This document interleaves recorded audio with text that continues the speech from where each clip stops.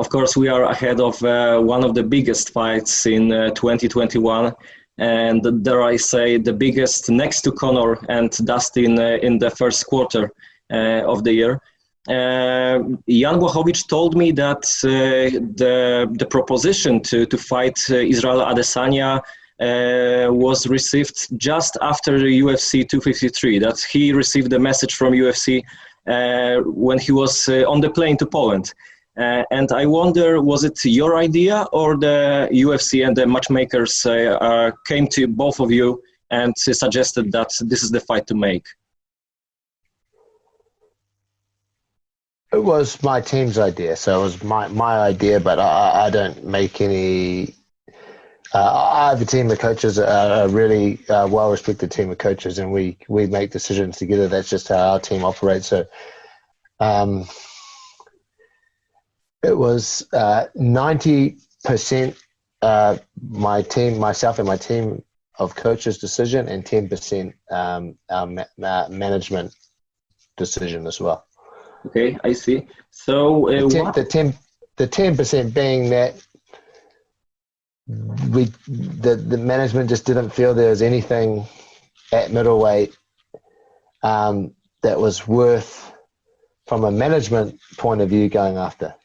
So what's interesting about fighting Jan Błachowicz, except of course opportunity to become a champ? Yeah, look, I think there's, like I said, we've approached this from two different sides. From the coaching side, I've got to say it's more about the challenge of taking on another champion, another person that's proven to be the best in the world at a higher division. From a coaching point of view, that's really, really exciting and a really, really good challenge. Like, that's what me and my group of coaches love, a challenge, and Jan presents that challenge in so many ways. And then obviously from a management point of view, my team of managers that I have, Jan's the biggest fight for Israel at the moment. So from a business point of view, it makes a lot of sense as well, for both Jan and Israel, seen as though they're both champions. Mm-hmm. You both, Izzy and Jan, fought on the same event in Abu Dhabi, and Israel was talking about moving up during this fight week. I wonder, did you watch this fight between Błachowicz and Dominic Reyes, and did you think about who would be better matchup for Izzy?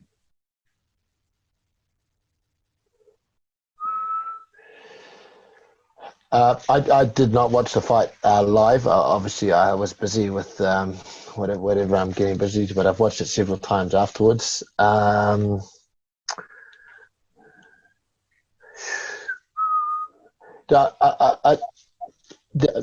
They both presented different problems, and they were both equally, but in different ways, going to be present different challenges. That I can't say one fight would have been harder or easier than the other. I just don't look at things in that manner. But I felt they just both presented different challenges. So I think the real question is if Dominic Reyes would have won, would we have gone towards that fight? And I believe we would have. Okay. I believe we would.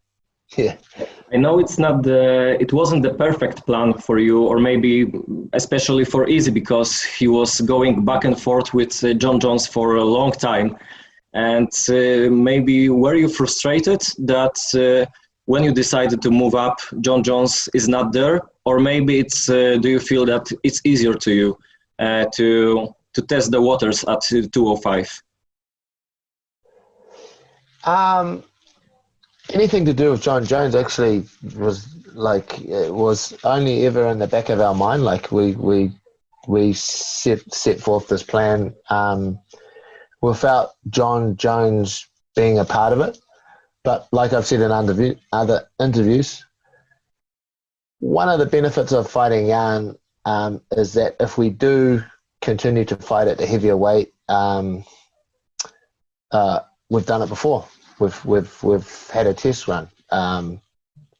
regardless of the result. We've had a test run. We've tried the higher weight, and that's something we've never done. And normally that's something that's never afforded UFC fighters. It's not like boxing where you can have a couple of warm-up fights at a higher weight. So by no means this is a warm-up fight, but what I'm saying is that if we do end up fighting bigger opponents like a John Jones or like whoever else, or Thiago Santos or whoever comes into the future, then this is just a good run that we've already had at that weight, which is, from a coaching point of view, means a lot. Okay. And I'm just curious, do you have any plan for 2021, or you are just focused on this fight and regardless of results, you will just think what's next for Izzy? Regardless of the results, regardless of results, by the time we finish this fight, I'm sure a middleweight contender would have come forth and put their hand up. Hopefully it's one of the guys that we feel will give us the challenge that we need. And hopefully one of them has put their hand up, and then it's time to go back to middleweight and sort and look after that division. I see. Okay. Do you have many maybe rematch clause in your contract? If you lose to Jan, you will get another shot?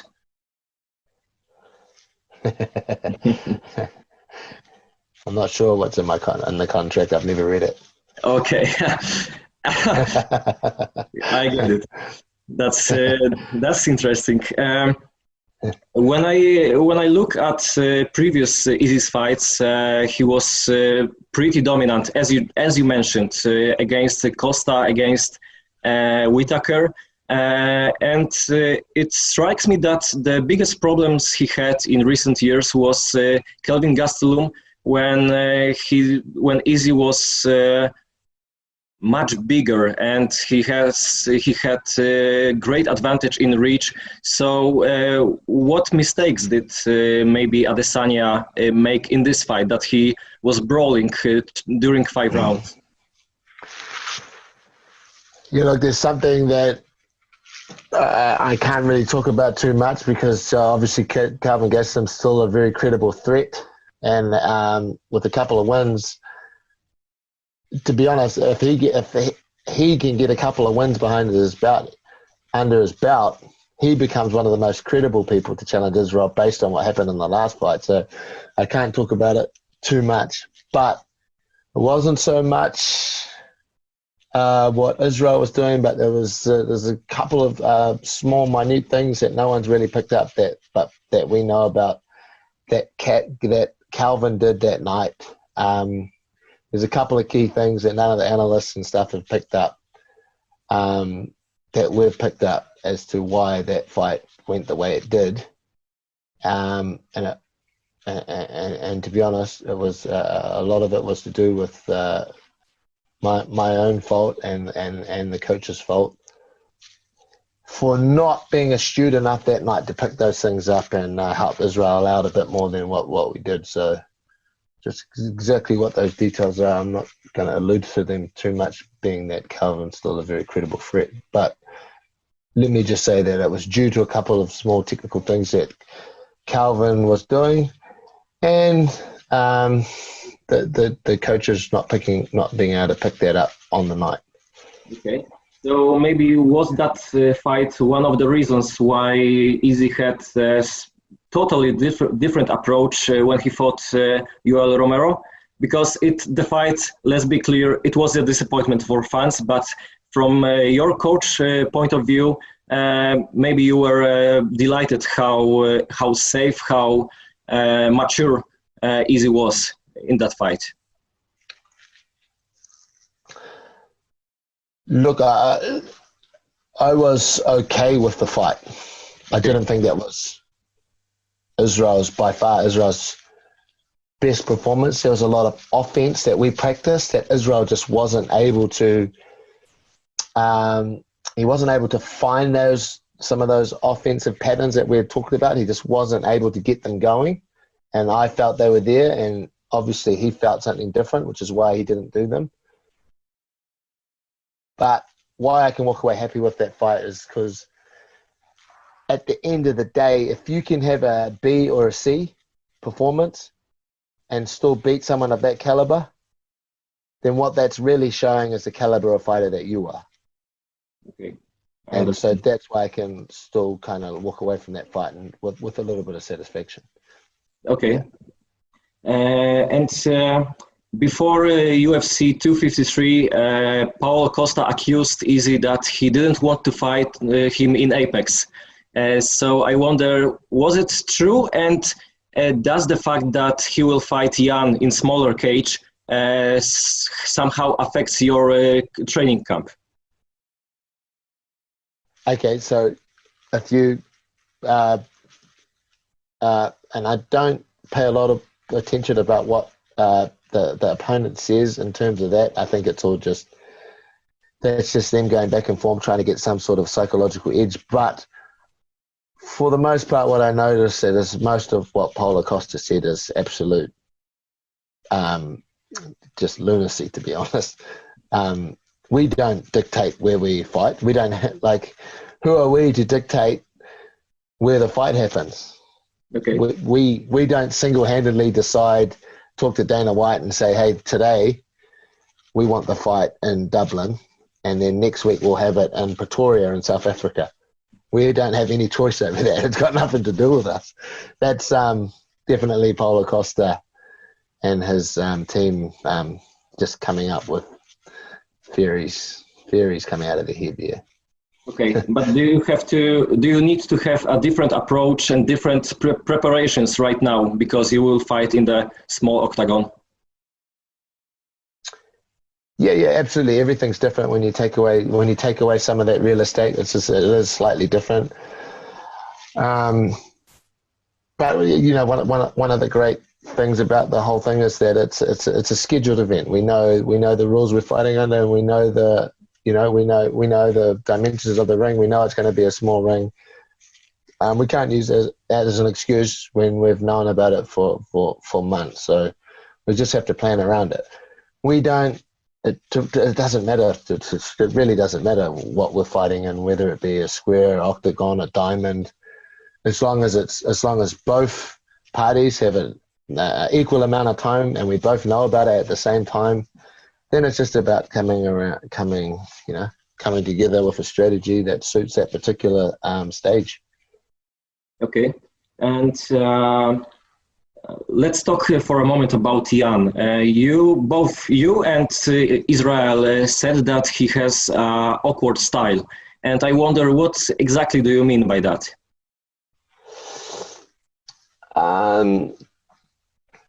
Look, when you step over with your right foot and your left foot, and it's one of the primary ways that you bridge the gap, and it's not a conventional, fundamentally taught style to bridge, that can be awkward to deal with because you don't see it. It's not something you see often at a high level, and he's very good at it. And to find a lot of people that excel at that particular type of bridging is hard to do, and it's because it's quite unique. That's the main one that sticks out. I see. And everybody, of course. He also has a really, we're getting a little bit technical, but he does have this kind of offbeat rhythm, this really strange rhythm, where he, look at that shot that he got rockhold with. It was a planned shot, but it was awkward. It was unexpected. The last thing Rockhold thought coming out of a clinch that Jan would be able to throw a shot from there. And It's those sort of shots. It's those sort of shots in those awkward positions where you don't expect the shot. Those are the ones that are hard to plan for, and that we have to really do our due diligence with and make sure that we're 100% accurate on our position and where we want to be in relation to that awkwardness that Jan brings. Okay, it's not it's no wonder that he's undefeated in MMA. He has just few losses in kickboxing, one in boxing, and there is a path that I think every guy or almost every guy he lost to had this size advantage. So this is the similar situation he will be facing right now. So what's the challenge and what's the way to overcome it on your side? Yeah, look, I mean, we my gym and our philosophy and what we believe in is that skill and strategy can overcome physical prowess, and we're a pretty big believer in it. We've witnessed it, we've seen it, we've done it ourselves, and that's the wonderful challenge for us, and it's a wonderful challenge for Israel because Israel really believes in that train of thought as well. So it's coming out. It's our strategy and Israel's skill against Jan's strategy and skill, but also his physical advantages. Which are really good ones. Okay, so what sparring partners do you have to imitate Jan's style and size reach in kickboxing gym? Yeah, I mean, I have some really big heavyweights and light heavyweights. Not a lot of them you had heard of, but obviously I've got my young light heavyweight that just signed up, who's a very high level striker. I've got a couple of another guy, Cameron Ralston, very tall, excellent rangy fighter. I also have a world-rated boxer named Junior Farr, who's a very good look for Carlos, for Jan, and Israel. I have a number of guys, and in this sport, you're never going to find a sparring partner that completely imitates your opponent. But if you're lucky enough to have a big gym with a lot of professionals, you can find sparring partners that have similar attributes, that do some of the things that Jan does. Some of the times better, some of the times just as good, some of the time not as good, but they still try. And I just mix and match those guys together with Israel. And although we don't get a complete Jan, because I think that's impossible, just like it's impossible to do a complete Israel, we can take bits and pieces and mash them together and have some very good sparring sessions. So that's just the way it is all over the world. Some of these fighters at the top level, you can't find people that do what they do. They're at the top of the reason they're at the top of the world is because they're the only people that can do the things that they do. Yeah. Okay. How do you think this fight will play out? Are you preparing to are you working on your BJJ and wrestling, or you think it will be purely on stand-up? That's hard to say. To be honest, we have always in our back of our pocket, up our sleeve, Israel has a very strong takedown game and top game. Have we ever been in a position where we need to go to our second best attribute? No, because it's just that just doesn't make logical sense. To have your first best attribute and then for no reason at all switch to your second best attribute, no fighter in their right mind would do it. So should the need arise, should Jan push us in a certain direction, then possibly. But obviously we're looking to do what Israel does. So could you compare maybe Jan to any of previous Izzy's opponents in MMA, just MMA?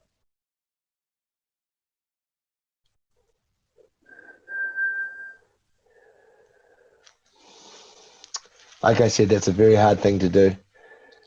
I think you can maybe find a couple of aspects of. We fought Rob Wilkinson and in our debut. I think there's a little bit of Jan in him because, I mean, we have what Rob Wilkinson is someone who's been cut from the UFC, but a very good fighter in our region who excelled at one particular aspect of the sport, and that was his cage work. You can find a little bit of Paulo Costa in Jan, I think, like that left and right kick. Like I said, none of them really have any similarities to Jan. They have one or two particular aspects that are perhaps, the same as Jan. But for us, this is a very unique challenge. We're going to be seeing a lot of the things we see from Jan for the very first time, I believe. Okay, I see. And when do you plan to go to Las Vegas? On Sunday the 28th, so just 1 week before. We in New Zealand we have a very big boxing fight between a Junior Farr and Joseph Parker happening, which I'm a part of, and that happens on Saturday night. And then the next morning, I'm going to coach that, and Israel and the boys are going to support that. Then we're going to fly over the next day. So I learned one Polish word. I'm going to attempt it. Cześć. Cześć. Yeah. Thank you. Hi.